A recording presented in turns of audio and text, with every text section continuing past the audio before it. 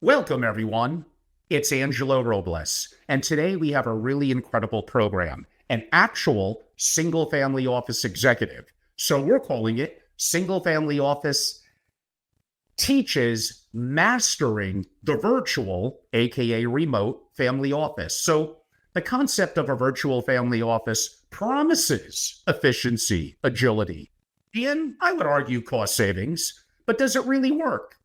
Can a remote first quote unquote family office model match or outperform a traditional family office in leadership? I could even argue investment strategy and really in execution. Some of the topics we'll be covering today with our special guest include the realities of the virtual family office, the tech stack to make it work. I know many of you are interested in that. Performance and leadership in a remote world, hiring and culture in a remote model, bottlenecks, one of my favorite words as a practice management aficionado of family offices. And is that going to be more difficult in a remote family office? And really the future family office, I could argue, including governance as well. So I've been looking forward to this one for a while, and we're really excited to have on a special guest who I've known for about 10 plus years, but haven't seen him even virtually in probably 5 or 6. So it's been a while. Our special guest today is Randy Abeles, CEO of a single family office. Randy, it's been too long. How are you? Good, Angelo. Good to see you. I'm looking forward to this.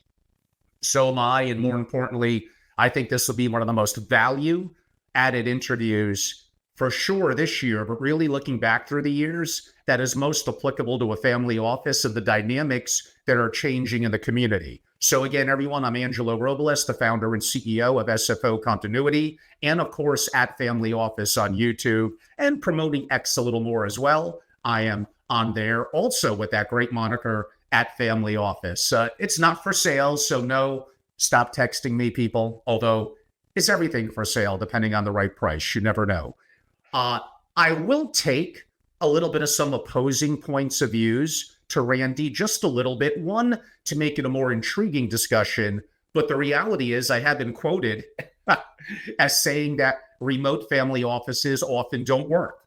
And I'm willing to change my mind. I have adapted some of those thoughts in the last 2 or 3 months, but let's get to it. Randy, does the virtual family office, speaking of that subject, actually really work? Or is it a compromised version of a traditional model? I do believe it does work. I'm living it. I'm living that dream right now. You know, Angelo, in our past life, we always talked about the virtual family office, and there was always a question about is the tech stack there for the family office, which was always one of the biggest challenges. I believe the technology has gotten so much better over the time, and I think the thing people have to remember is a virtual office is not for everyone. You have to have the right players in place in a certain situation. But if it does work, it's great. I believe it's a huge cost savings.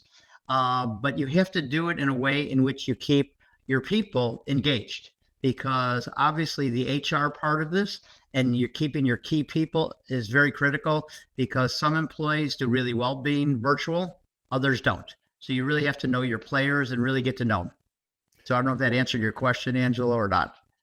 It does. It shows for some like yourself, you've been able to execute it. And we're going to get into the details of that. Like you said, certain things in outsourcing leadership and tech stacks, really what you learn more, but the tech stacks have evolved, especially since COVID.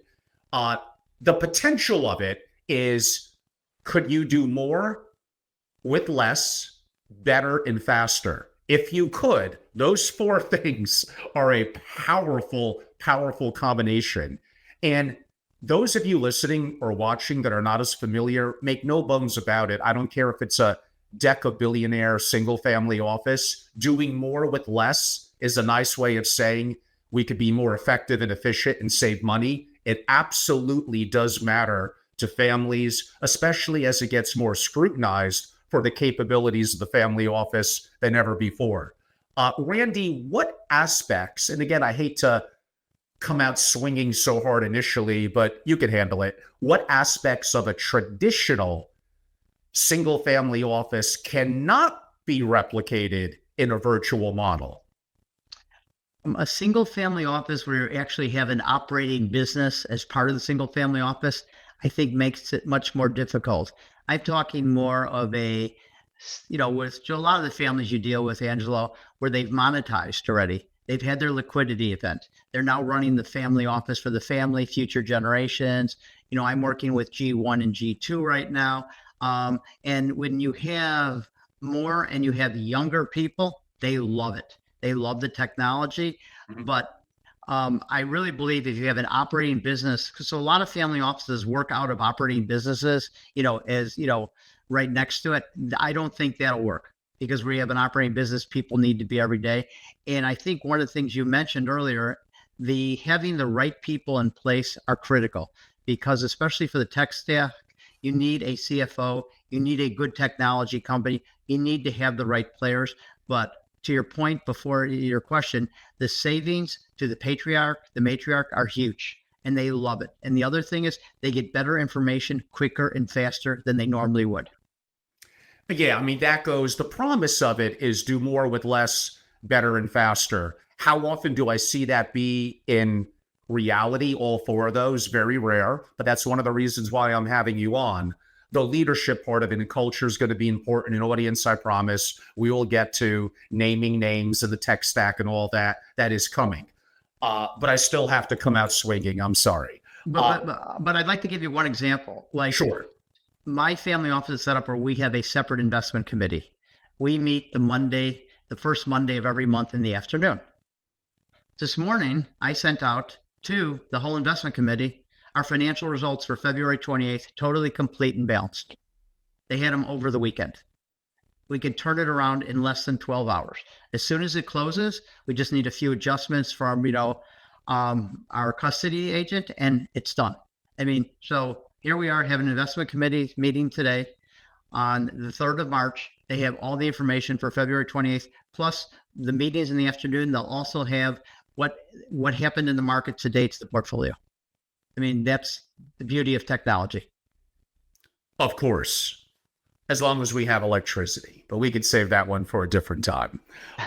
What what is your take?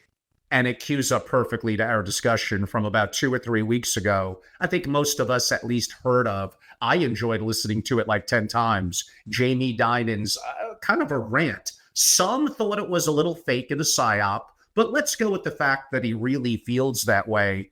And I get it. A bank and a single family office are different entities. He's running hundreds and hundreds of thousands of employees. It's not a perfect analogy, but boy, did he just crush the concept of working from home. Did you have an opinion about that?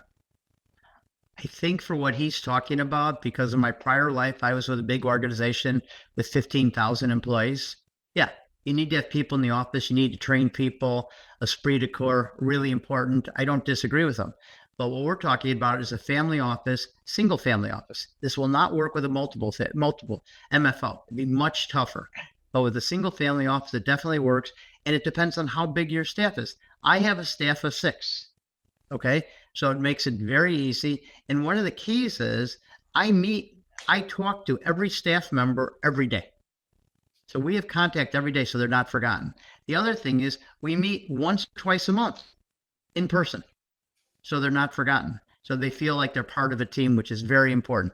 You cannot do a virtual family office and not meet with your people and not talk to them. That is a recipe for failure, and you will have massive turnover. Yes, that's great insight. You also beat me to the punch on a couple of questions, but in a good way.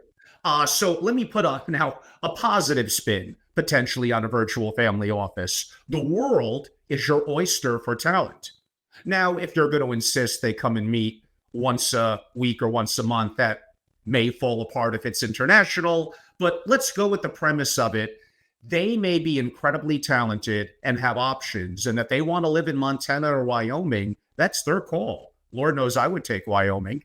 But it also opens it up for you to have fluidity and flexibility, to have a remote workforce that is talented. I could argue maybe more cost effective than we're all entrenched in New York City. So that is a tremendous advantage. How have you used that? And among your 6 employees, how many of them are out of state? 4. Wow. So I have 4 people out of state. We actually have, excuse me, we have a family office in New York. The patriarch lives in the Midwest. So part of my job to make it work is I go to the family office at least once a month and I meet with the patriarch once a month. As far as to your other point, my family members who live out of state, they only have to come in once a month. And then I have one person in New York who comes in once a week because they live there and it works out fine for them. So, I mean, we work to everybody. I have another employee who's a mother with kids. She can only come in once a month. It's fine because we went and we sought this person out. So to your other point is I'm able to get the best talent. And by the way, these people are very happy because it fits into their life. And, I have to also make sure that they're working. That's part of when you have this virtual family office, there are checks and balances you can put in place. Yes, and why don't we dive at least somewhat into that now? And taking up on Jamie Dinan's rant, that maybe to be the bad guy, I'll continue a little bit. You just can't tell me that for the most part, 95% of people working from home are putting in the exact same effort with the same level of scrutiny. Now, we could argue they're going to be happier. They're avoiding commute time. They're professionals. They're big boys and girls. We know what we're doing on hiring, Angelo. Yeah, maybe once in a while we make a mistake. We adapt to it quickly, either move on or make a new hire. But I think by the very nature, how do I know that they're putting in the work, they're putting in the grind?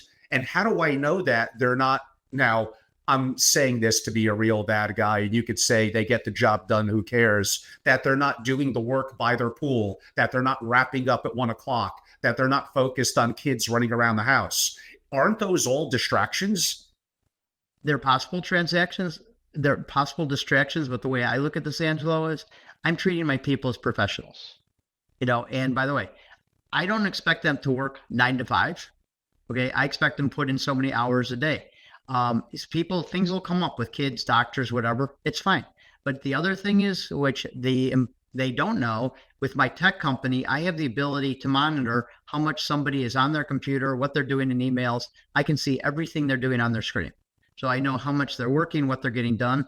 I also give people every week tasks that have to be done during the week. So I can monitor what their productivity is.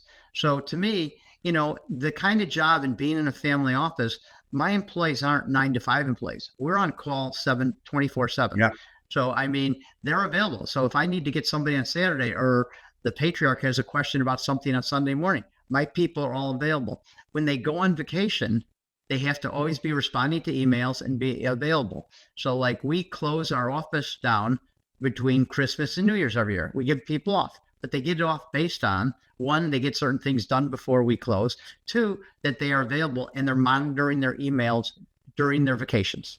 So, I mean, so what, it's a little give and take. Sure, we're giving them a lot more independence, but I'm asking a little more of them and they're available 24/7. For that, they're being compensated, I think, very fairly, and they're happy. And you know what? So I think it does work, but you do have to put certain controls. And with technology, you can monitor if somebody's working or not. And let me ask a question about that. Are they assigned a company quote unquote computer that they must keep strictly business, or could they use a personal computer, but you have a container in it, as I think the industry calls it, that allows you to track their time while they're logged in from the business side? And I guess support too. What happens if it's time to move on? They leave on their own accord, they let go, fired, whatever you want to call it. How do you then delete their access to that computer? If you use containers, would you mind naming a brand? Okay, so we don't use containers. We give everybody a computer, which is registered through our tech company. So we have total control of it. So when somebody leaves, they have to turn their computer in. And if there's a problem, I can swipe a computer. I can wipe it clean. So, because we're very concerned about the information and confidentiality. And the employees also in their employment contracts sign a pretty, as far as if somebody's going to leave, we have some pretty stringent rules on what they can share and that they really can't share a lot. And when they leave, they can't say a word about the family. Do you have it in written documents anywhere that they're not allowed to use personal computers for business Yes. use. Yes. They can only use our And computer, and we give them a phone too. They have to use the phones we give them too. I was gonna ask you that. And how do you address the issue of Wi-Fi? Wi-Fi is something we don't do, but my tech company monitors everyone's Wi-Fi. But we have certain protocols for signing in, so double encryption and everything else. So basically, even if their Wi-Fi is weak or subject to, hacking, let's say, for lack of a better term, we can make sure that for them to sign in, we can get rid of the hacking. We have somebody who monitors our systems all the time. And for example, when bad emails come in or we think something, is, someone's trying to get into the system, we're alerted because of the software we put in. So one of the things I started saying earlier, for this to work, you need a very good tech company that's a partner, and they're not that expensive. Once you get everything set up in place, they're great. So they run a lot of our software and they have all our passwords. Is that some concern that they may have the keys to the kingdom? What happens if there's a falling out, a breach? Is there a backup person that would be able to, where they don't have access to everything is basically what I'm saying. We have a lot of duplication. So we have another company monitoring, but we know these people. We've worked with them for years. But I have another company always available that has our systems in case they go bad or something happens or they go down. So I never lose connectivity, or I haven't up till now. A related question, so it's a little bit repetitive, but it may has a little different tone to it. What cybersecurity measures do the employees go through, training and updates, as well as maybe the systems, which you somewhat described relative to Wi-Fi monitoring, etc.? Cybersecurity is a very big threat. Everybody goes through a course with our cyber company, and they have to pass it. The other thing is we teach people on certain emails you shouldn't open or whatever. We have a company that will actually send them emails, and if they open it, they could be in trouble. So we're always checking to see if they actually paid attention, and they have to pass the course, and they have to go do it every year. Okay, good. On cybersecurity. Because cybersecurity for family offices is terrible. One of the things I'll tell you where I see the biggest issue from my prior life is wires through a family office have really been hacked a lot more. We now do everything. We do it through, our custodian does all our wires and whatever. So we have no issue because I don't want any employee doing wires or being able to get hacked because there's been so much fraud with wires in single family offices. A related question, but building upon it, since you did bring it up, the advent of AI has created some incredible, talented, bad people that could duplicate your image, your video, and put the words in their mouth that even match your voice. So it's getting harder and harder to detect deepfakes. With something like you mentioned, if I'm in the office, until we get robots that look exactly like us, I have a level of security relative from that perspective, but you're effectively mostly remote. How has your office addressed the fact of the advent of AI has brought on some incredible deep fakes? How do you double and triple verify when maybe whatever, more than $10,000 is flying out the door in a wire or something like that? So again, nobody does wires out of their computers. They all go through our custodian. So we just send them spreadsheets with them, which are all double encrypted. And if somebody was going to get in, because all our computers are issued and monitored by our tech company, somebody could not get into the computer with the double encryption, at least up until now. This is what my tech company tells me, and we're pretty secure. And we're even going one step further. Even with their cell phones, they now have to have a key, like it's called the one password account, which is amazing, which really gives you security to protect all your passwords.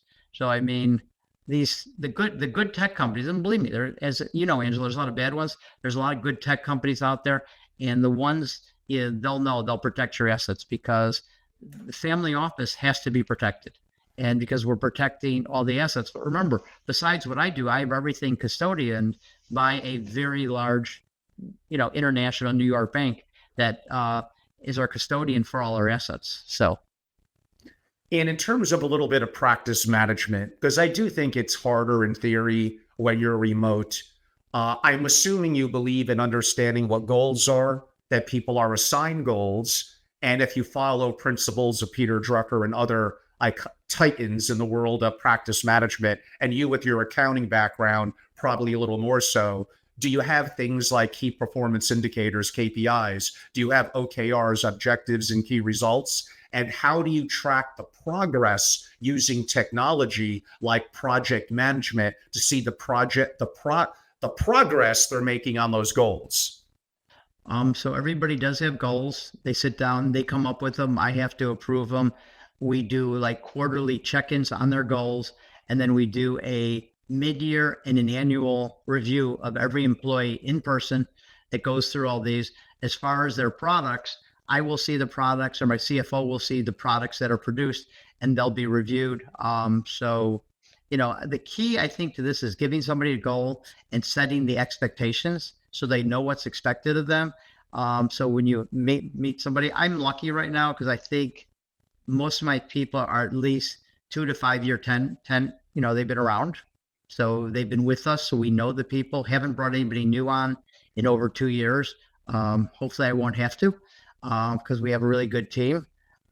But I think meeting with the people, setting them goals, monitoring the goals, and communication. I can't stress that enough. If you're not communicating with the people in a virtual family office, you're going to have massive turnover. I've talked to other friends of mine who run other family offices. We share best practices, just like in forums like you run, Angelo. And it's very critical that you talk and meet with the people.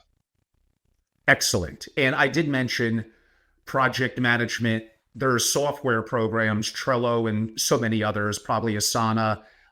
A lot of platforms have them now where, and I know some people find this a little overreaching and a little bit of looking over the shoulder, but if I have goals that are assigned, I would like for my talent to update me potentially daily via a digital platform that me and others could look at, potentially including the principal, so I know the progress that is being made on the goal. Now, does every goal need to be monitored every hour and every day? Probably not. Does it have potential to be a little bit heavy-handed? It does.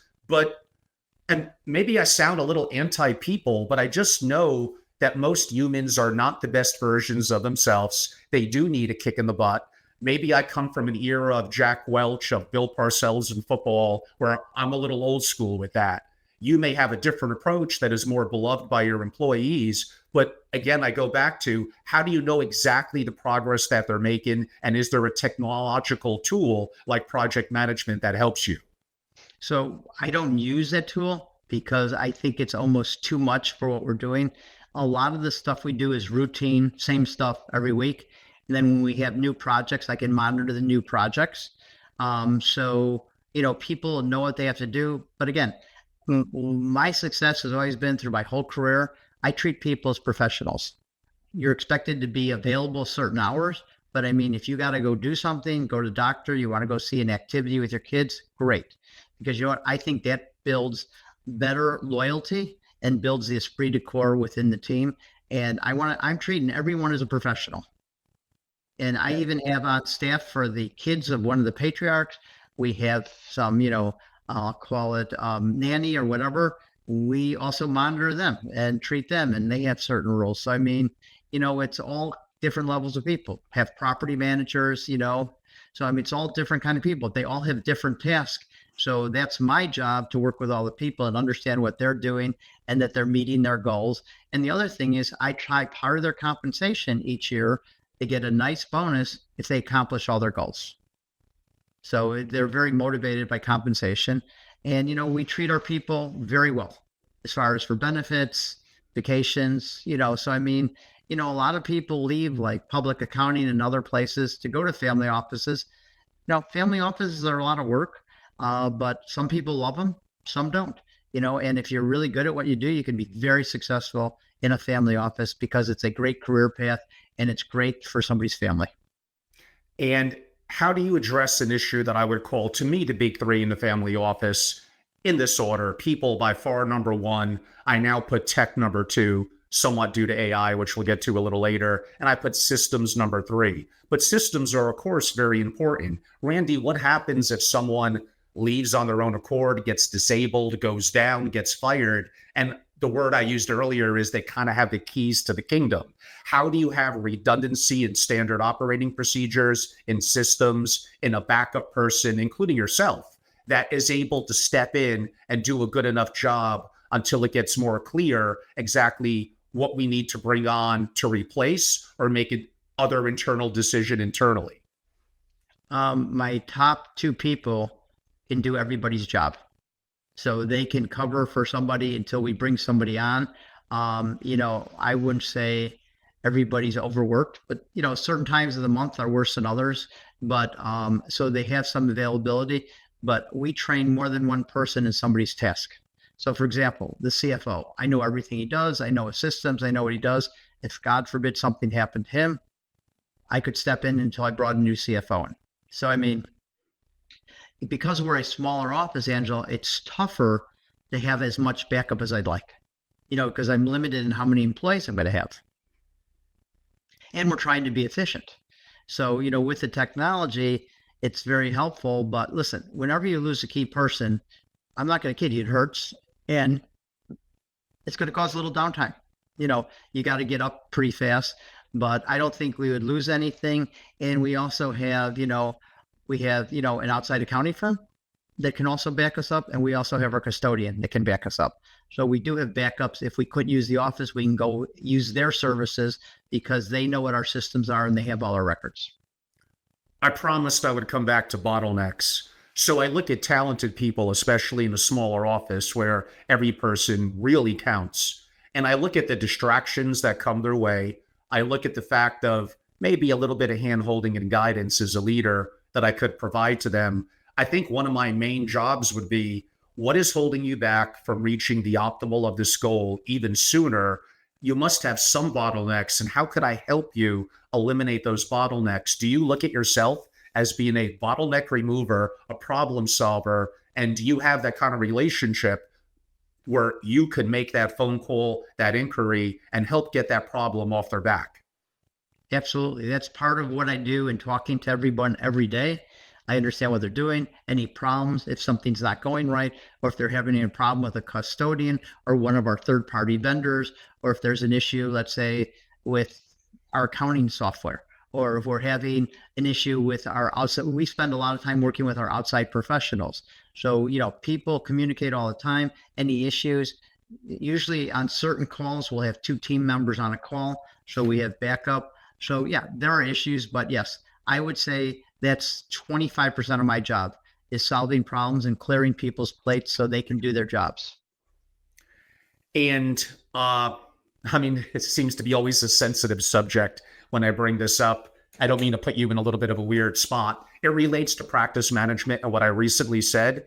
Elon Musk got in a little bit of heat. I got no idea why, where he requested of the government employees to, by the end of the week, give me 5 things that you did this week. To me, that's like a no-brainer. But God forbid, in the world of government, it is so different. A lot of that is remote. A lot of them are not getting the job done. I hate to make this a little personal. And I want to help you. I want to know what you did. What are the goals? What are your bottlenecks? How can I make it better for you? It sounds like you're doing all these things. I'm assuming if you get pushback from an employee on that, you have a bigger problem. Yeah, I agree. I know what everyone's doing. So, I could write the list of the 5 things they did in the last week, because I know what they're doing. I assign the task. I know what they're doing. And we have such a good relationship and such good communications. I know everything they have to do. And I have to sign off on almost everything. That's part of my role as my job. So, it takes, to have a virtual family office, you need a strong CEO. You need a very strong CFO. That is probably the second most critical position. And you need, as you've kept saying, you need a tech stack that works. And I will tell you, in the family office world, because I used to do this in my prior life as a consultant, the perfect the tech stack doesn't exist. It still doesn't exist. I think it would take somebody with a lot of money, and I think they could make a lot of money. You still have a lot of family offices. Angela, you and I used to talk about this, that they're still using spreadsheets for their investments. I mean, okay, it used to be like 87%. It's probably down to 60 or 50%. But I It's would say, still, yeah, it's still more than half. right, Yeah. I would still say more than half the family offices are still using Excel spreadsheets. It's crazy, because the technology is out there. So you have to have a family that wants to, one, the patriarch and matriarch, that they want to actually adopt the technology. Some families don't. And by the way, when you start getting into the younger generations, that's all they want. They want technology, and they want everything to be able to use on their iPad or their phone. So so I think for someone who's going to run a family office or take one over, you need to be up to date on technology. And I think there's a lot of people out there, and Angela, as you and I have talked, the technology has gotten so much better. It's like almost there. And Correct. it's not cheap. Technology is not cheap. Now, let's talk a little bit, and I'm going to stand up for the young folks here a little bit.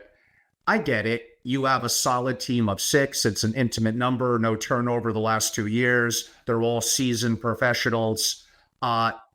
Great. You got it going smoothly. I could still argue sometimes things need to be shaken up. Just like in a sports team, it gets a little too comfortable, but ignore that part of it.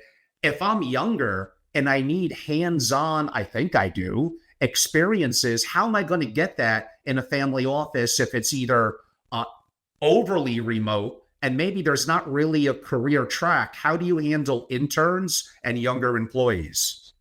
So that's a great question. We have brought interns in to work with the person who goes in the office once a week. We have brought them in just to show them. But I will tell you, having an intern, having a great experience in a remote office is very difficult, because they're left on their own.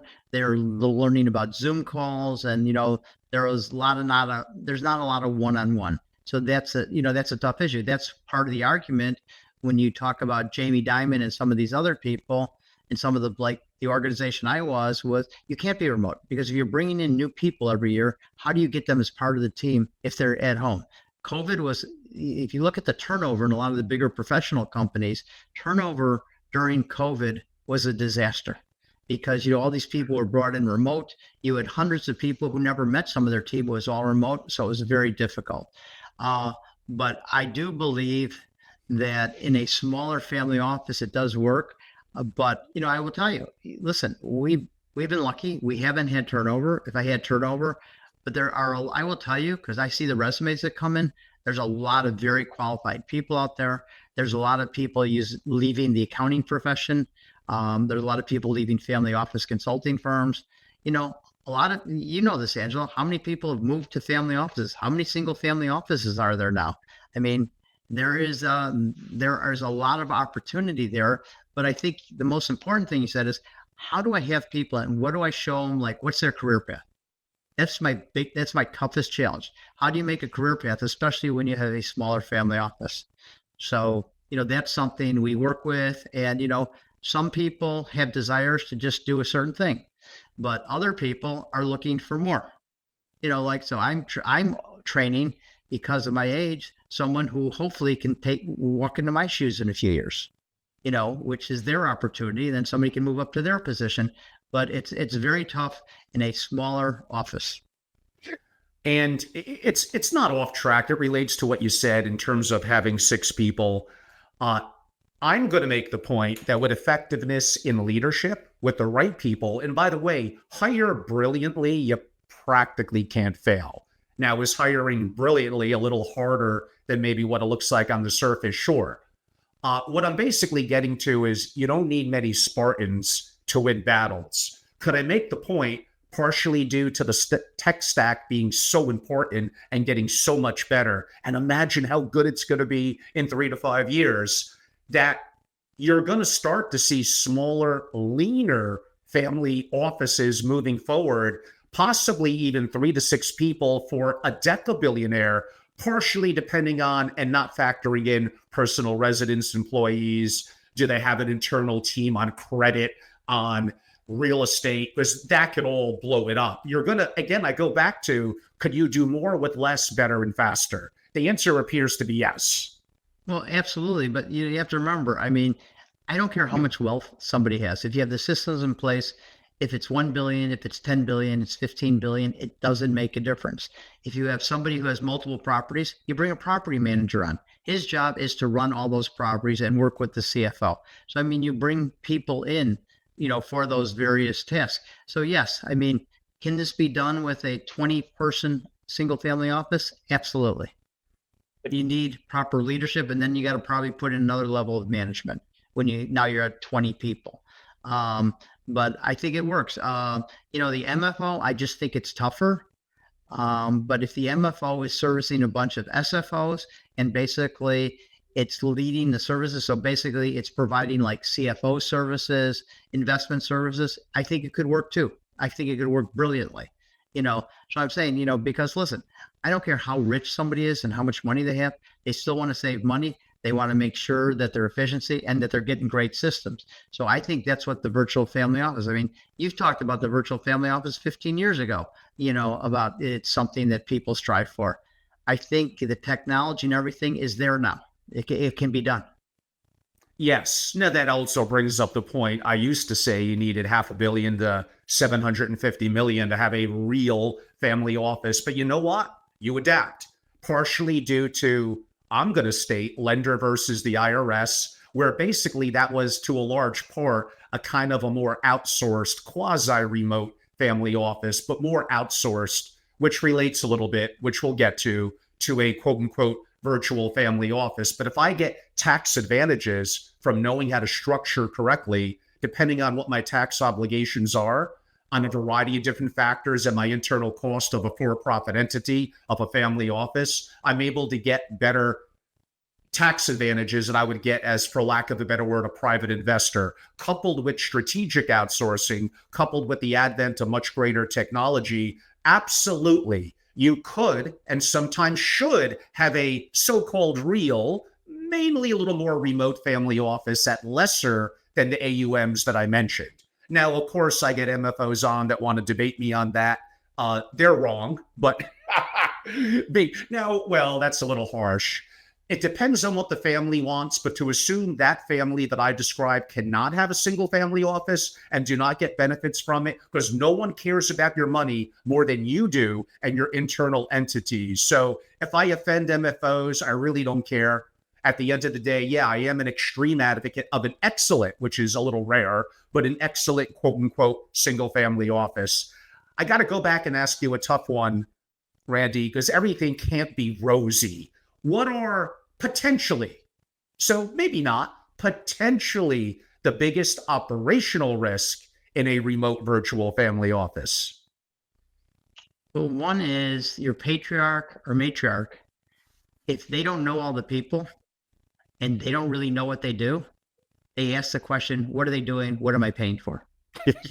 So I mean, that's a real issue, especially when I have people in 4 different locations. So I try to make sure that the patriarch, in my case, meets with all the people, knows all the people, and is comfortable with all the people, where he can actually call them if I'm not around or he needs something specific that he knows they do.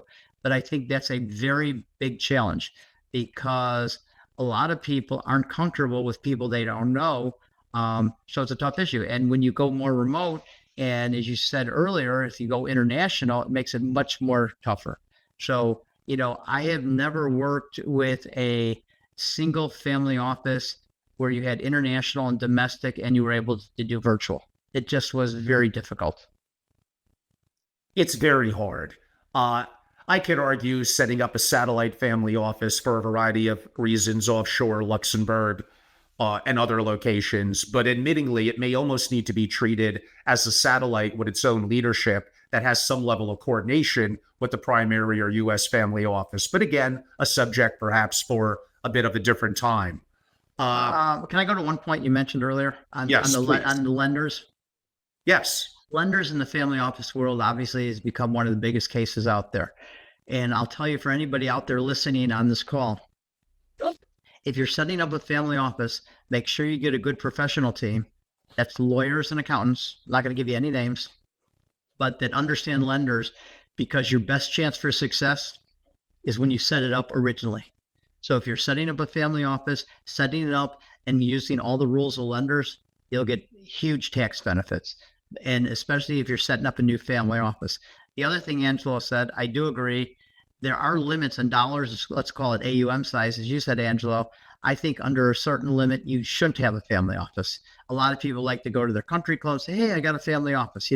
It's not necessarily the end all, because if you only have a few hundred million, and I'm not saying that's a bad thing, that's a good thing, but why spend the money on a family office? Because you really don't need it, because there's outside firms that could do that for you. I would debate that to a degree, which I think is what I hinted at, but I do go back to most family offices, admittingly somewhat qualitative on my part, are really not excellent. But I don't think it's necessarily because they're too small at AUM. They just don't make a decision to be excellent relative to culture, intent, leadership, and the decisions that they make. And I've had, some debates which were meant to be open debates. They weren't shockers, Jamie McLaughlin and some others. And those of you that disagree with me, bring it on. I'll potentially have you on the show, and that could be, we'll structure that as a debate. But what Randy said is not incorrect and can be, unfortunately, right sometimes. But I am an advocate at lesser amounts in today's world. And I completely agree that the lender case is simply a point in time from 2017, but it does give a framework. And you think that your attorney and accountants are great because, of course, you only make great decisions, everyone. Well, sometimes you don't. You need to have a second and a third set of eyes. You maybe want to know, who that Forbes 50 family is using, who is really dealing with the best of the best. And you have to pay for that because that's high quality. Randy, back in the day, I think I mentioned this before, when I first got into the family office world decades ago, there was a guy in Chicago. Chicago has like all these thought leaders. It still does. It probably pound for pound is like the epicenter of the single family office community. Do you remember, like he was like a legend. Like I had families that reached out to me to say, please, could you get me an appointment with this guy? Do you remember Steve Thorne? Sure. Yeah, like that guy. Yeah. Wow. Well, it's funny you say that. Even today, I would tell you, I'm not going to say the names. There's probably only 5 law firms I would go to set up a lender structure. And if you're setting up a lender structure, I'm going to tell you, it's not cheap. But the benefits are huge. And, the lawyers are more important. And, I'm an accountant, so I'm a tax guy. So I'm not, so don't anybody kill me on this. But the lawyers are more important in setting lenders up properly than the tax team. And then obviously the tax team has to know how to work within the lender structure. But I agree.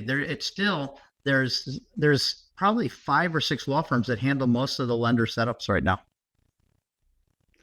Completely agree. And although we didn't talk about that practically at all, everyone go back to earlier this year, here in 2025, and you'll see one of those attorneys. The law firm begins with an M, and he's primarily based out of course, Chicago, like where else?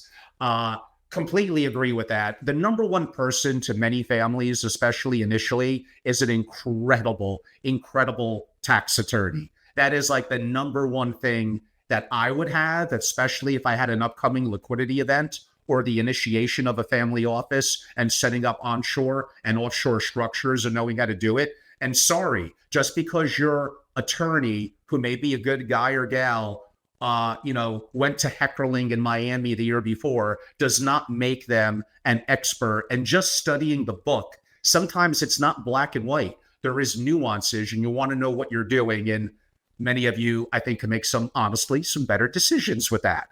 Okay, Randy, they've been dying for me to get to the tech stack, so why don't we get to it? I'll start a little more basic, then we'll move on. Do you even have a customer relationship management program, a CRM that you and the team uses? No, we don't use a CRM. Do you use something like it, like Outlook, where you're sharing contacts? We have Outlook, we're sharing contacts, Microsoft. Okay. Yeah. So we share through that, but we do not have a separate CRM software. We don't need it because you know what? It's not like we're consultants where we got to track what everybody's doing or they're out meeting people, whatever. We track all our vendors. We know all the people that have relationships with the family office, but we can do it through our existing software. So you really don't need to get in spend the money on a CRM for a small family office. I already asked you about project management. You felt it was a little too overbearing. How about there's certain platforms, Sumitas, Trusted Family, and others, where it's effectively private communication portals selectively with you, the team, and the family? And possibly for uploading of documents, do you use a separate platform like that? Yes, we do. And do you find it to be valuable, or it's been a little disappointing?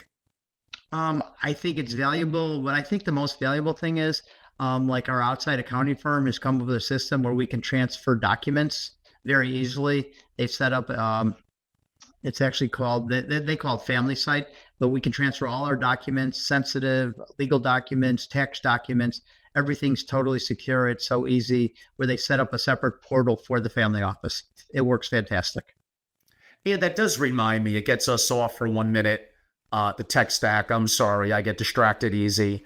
But how do you know what to keep internal in the family office and what we don't need to be great at? Maybe we can't be great at, therefore we need to outsource. How do you make those decisions? We have procedures in place on when we keep documents, and we use the software. It might seem old to people, but it's great. Box.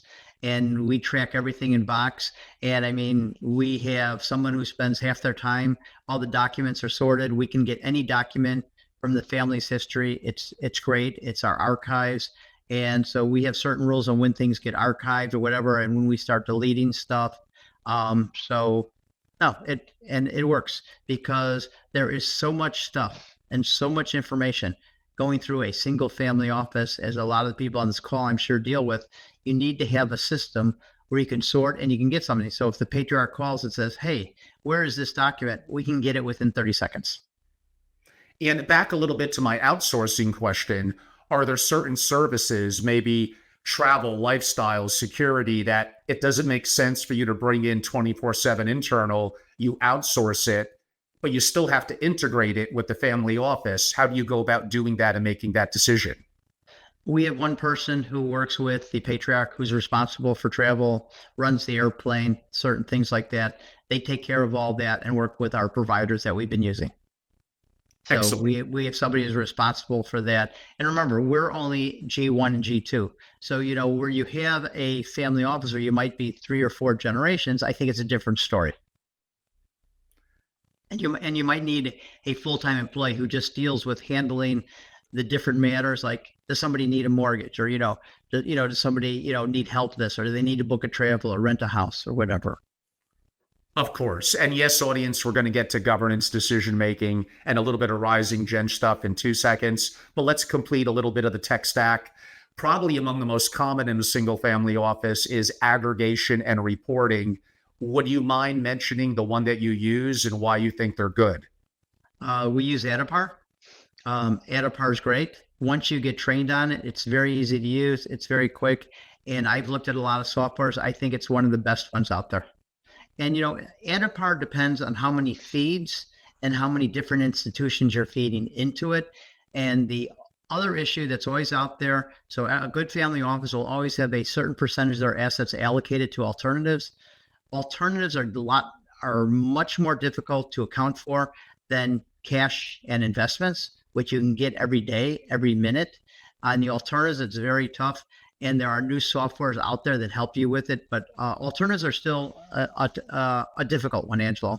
There's some new software out there, but it's hard to get timely information on your alternatives because they just don't give you financials. Of course. And you mentioned cash and cash management. That's become very trendy. There actually is a new platform out there now that kind of scours the world for the best kind of money market and accounts to keep internally at various banks and custodians, especially up to an insured amount, which depending on the size of the family may get a little more complex. Since you did mention alternatives, that can mean different things to different people. Do you mean being an LP in a fund, or more complexity to a degree, being a direct and or controlling investor in a private company? All the above. So, I mean, there are pieces where we're an LP. There's pieces where we're the controlling interest. There's pieces where we might be on the board, but they're all different, depending. But, this is where, my family office has an outside great investment committee that sits and guides the family through. And, let's be fair. The last 10 years in investments have been great. Families look good. So, I mean, it's almost like throwing a dart on a dartboard. Outside of 2022, which was horrific, that is definitely most true. Although You you may know, not use it, do you find a brand like Arch, which is different than Archway, everyone? Arch is good if you hold private interest. Arch is, I think, one of the best ones out there as far as for dealing with limited partnerships, and tracking them the best they can. The problem you have with limited partnerships, some are better. If you deal with someone like a BlackRock, you're going to get better information opposed to you deal with a single partnership or an investment that one of the family members had to invest in. So I mean, it's tough. And, we try to talk to the family about what they're investing in. And, we do our due diligence, or where we'll use our outside advisors to do due diligence. But I mean, to keep control and get good information, it gets tougher on the ones where you don't have a controlling interest and you're an LP. And one of the audience members, Shauna, you beat me to the punch. She asked, so I'll ask it in her words. Randy, what about GL, meaning general ledger? Any specific preferences? Sage, we totally are on Sage. It's fantastic. It works terrific with Adapar. It works with our custodians. You have to have a software that works. You need a CFO who's very comfortable with it. We have multiple entities. Sage is fantastic at keeping multiple entities and doing consolidations. So if you have somebody who knows what they're doing, it'll make your life easier. And I think it's a great software. And I am not paid by Sage to say that. If I could briefly comment, then maybe ask your opinion, Randy. You mentioned in aggregation and reporting Adapar, and you mentioned for GL Sage Intact. Those are effectively probably about the two biggest brands in terms of what they do. I find them to be wonderful companies, sometimes a little complex, a little old school, a little on the expensive side. But again, to a degree, you get what you paid for. But now here's the question. There are lots of new entrants into aggregation reporting and the accounting and general ledger. And some of them that I've looked at have been damn impressive. They're cost effective compared to some of the monsters you noted. And maybe if you're not a 70 entities, a gazillion this or that, $3.9 billion family, the brands you mentioned may be overkill and too expensive relative to how AI has gotten more intuitive as some of the newer platforms coming up that are built more on an AI foundation and platform are somewhat able to do more with less. Do you feel an obligation, but I know it's a pain in the ass, to potentially look at other platforms as new technologies arise once every year or two? We do a review every 2 years of our technology stack. The one issue is, so let's say I'll pick Adapar and Sage. They don't always communicate so great. So you have to buy a third software like Knowledger or other softwares out there that help make the link, because there still aren't great links with all these softwares. So what I said earlier is the better mousetrap for family office technology still has not been built. I mean, if I had a lot of money, I would take $5 million. I would go build the perfect stack and you'd make a fortune, because it's still not, no one has built it yet. There are some entrants and players, maybe I'm going to be a little careful mentioning names, that with the advent of more AI foundational programs are happening that I think are going to start to address some of these issues. A lot of the platforms now are so profitable. They use words like AI, they make some patches, but really at the heart of it, they're not truly AI-centered platforms, because that would take a fair amount of money. A company like Adapar, they got the money. A public company, Sage Intact, they got the money. But whether they're desiring to want to move that quickly in that arena is something to kind of be determined. But I'm glad that you do review that every 2 years. Do you have, and again, you don't have to mention names, do you have a specific, and there's about 4 or 5 or 6 that I know, family office tech consultants that you use that every 2 years? We do it ourselves with our outside consulting firm. Okay. Which we have an international accounting firm that we use, and they have the expertise, and we use them to help us review that process, because they see a lot of the new technology. The other thing that just people should be aware of, AI is fantastic, but AI, there's still more security issues with AI, because AI is very open platforms. So you just have to know what you're getting and make sure you understand. And especially with the newer entrants, yeah, Angelo, there's new companies coming all the time, but it's just like when I look at an investment, if someone hasn't been around for 5 years, I'm not touching it because, I want to make sure they're okay. And, we owe that to the family to make sure that we're doing our due diligence. It's a similar question to what I asked earlier on operational risk. So, but it has nuances to it.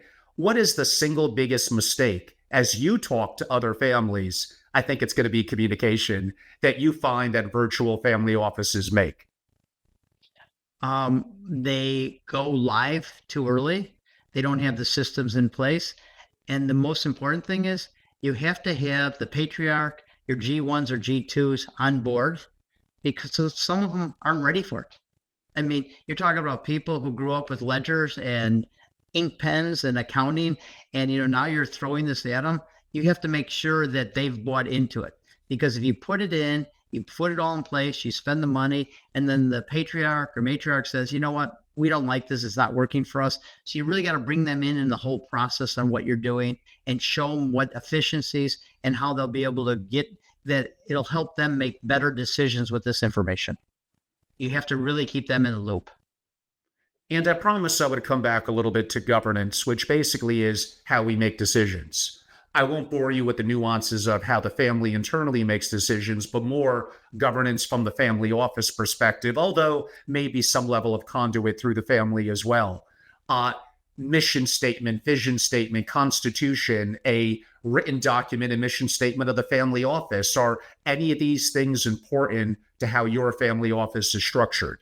They're very important, and we even have an outside board of directors that the patriarch sits on, and I answer to them. So I have a board of directors that I report to that includes the patriarch. Now so we do have a mission statement, and it's a very complex structure, but it puts a lot of checks and balances in place. So, I'm not out there just running free. Yes. And again, I think systems are important. I think having a sense of purpose and intent and effectively through governance. I'm a fan of all that. But Randy, I got to be the bad guy once in a while. I could also make the argument, having been in the community for decades, traveled the world, consulted the families, that there are times when they could have too many systems, too many antiquated systems. They play it too safe. They're too careful. There's too many layers between the family, often that aren't a bloodline. And I know I could be a little prickly about that. That annoys people. I'm sorry.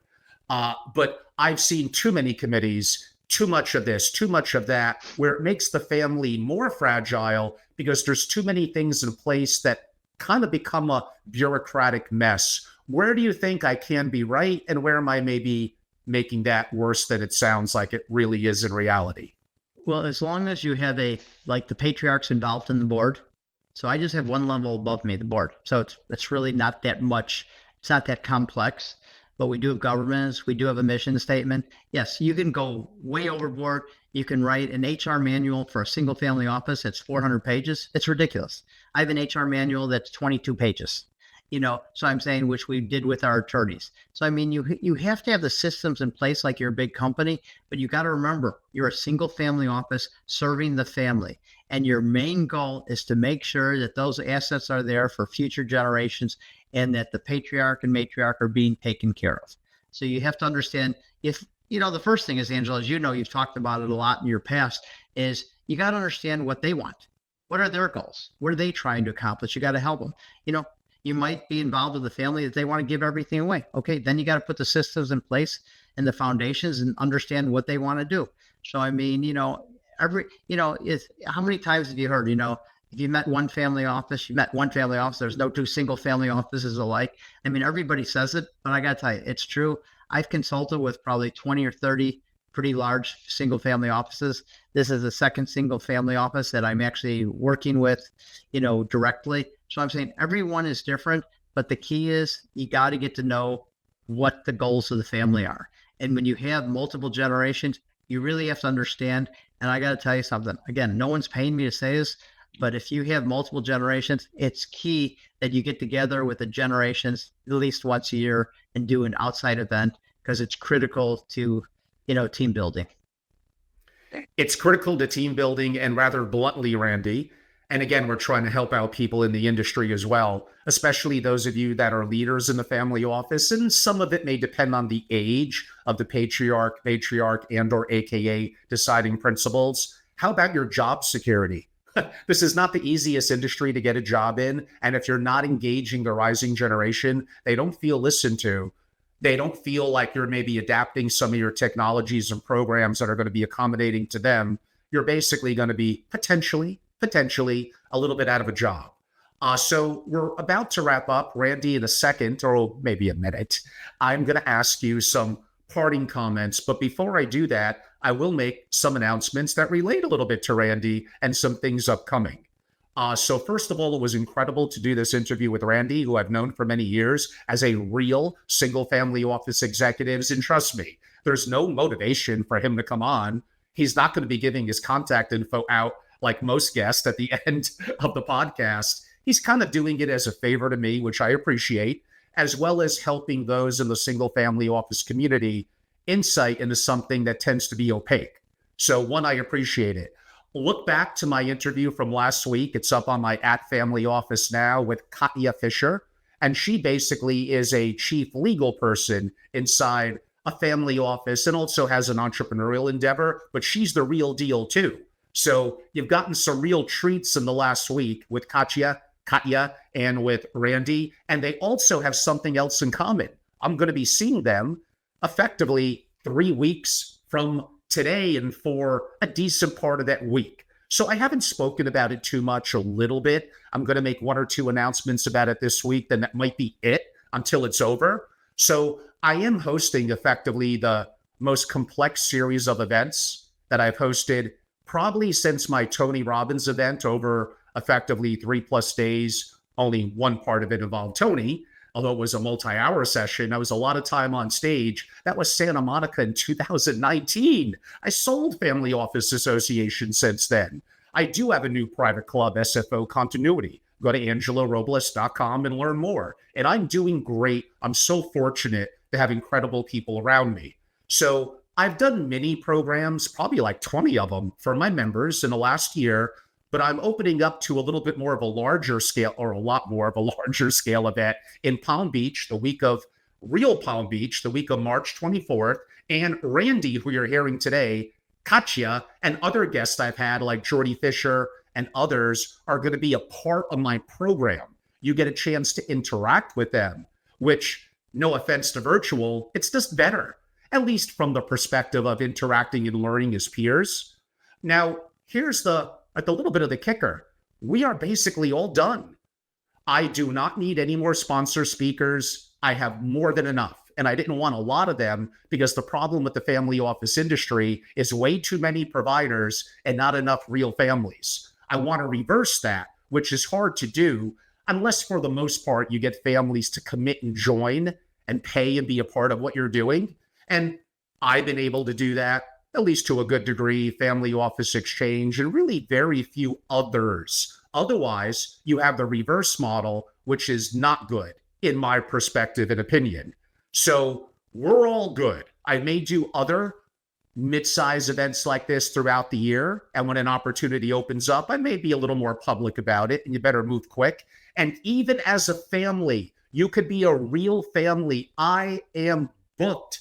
I am overbooked. I am oversubscribed. I do not have room even for friends of mine, with the exception of you join SFO Continuity, my private club. And that is your ticket and much, much more than that into this event in Palm Beach, which really is me being there all week and hosting events through Friday, private homes. This is like the most extensive week I've done again in like 6 years. 6 years. And we're doing great. But if you want to learn more, not that I really talk too much about that, even on angelorobles.com, but go to angelorobles.com and join if you're a family or an SFO and be a member. So on that note, Randy, I look forward to seeing you in a couple of weeks and other incredible family office peers and selective speakers. It's going to be an incredible mix. As we're putting a bow and wrapping up on the virtual remote family office, what maybe did I leave out, or what parting comments would you like to make to the audience? I just think virtual is something you should look at. As I said at the beginning, it's not for everybody, but I think even some of the things from virtual family office can work in a real family office. Um, but again, it's not one size fits all. So you really need to understand, and I can't stress enough having the right consultants that know what they're doing and that they work in this area. You don't want to get somebody who's a technology expert, but they don't work in family office. You need somebody who understands family offices, because single family offices are onto their own. They're very specialized, and you need people that understand them. I can't stress that enough. With all your professionals, you need somebody who does it. A lawyer, no. If it's a lawyer that doesn't work with single family offices, no. You need a lawyer that specializes, people that do this for a living. It'll help you and save you tons of time and money. That's my A hundred comment. percent. 100% agree. I mean, in my case, like I'm obsessed and I'm crazy about the single family office community, but there really is not a huge number of people that are incredibly talented that are, especially in legal and even in accounting and other areas of service, but those are more nuanced. Like, Randy, you've been great. There were some comments that came up relatively recently for our live audience, primarily members. And thank you. Apparently, a lot of you loved it. And some of you did bring up some other platforms that I've started to become more familiar with.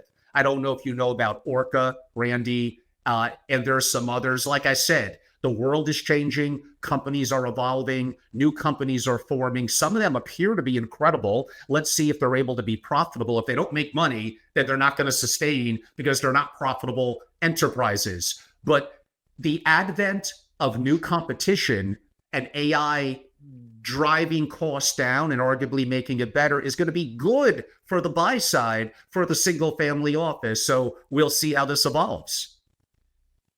Looking forward to seeing it. But you always need to evaluate and keep an eye and go to events like Angelo and other events where you're staying up on what are the new products out there for family offices. Indeed. And everyone, Randy's been a great guest. Again, really no contact information, nothing to sell on his part. That's Randy Abeles. Very fortunate to have you on, Randy, and look forward to seeing you in a couple of weeks. Everyone, thank you so much. I hope you enjoyed it. Look forward to the next time. And for some of you, in person, Palm Beach, week of March 24th. And no, I won't forget to bring my box of Churchills beating my cigars. Thank you all. Thanks, Randy. Thanks, Angelo.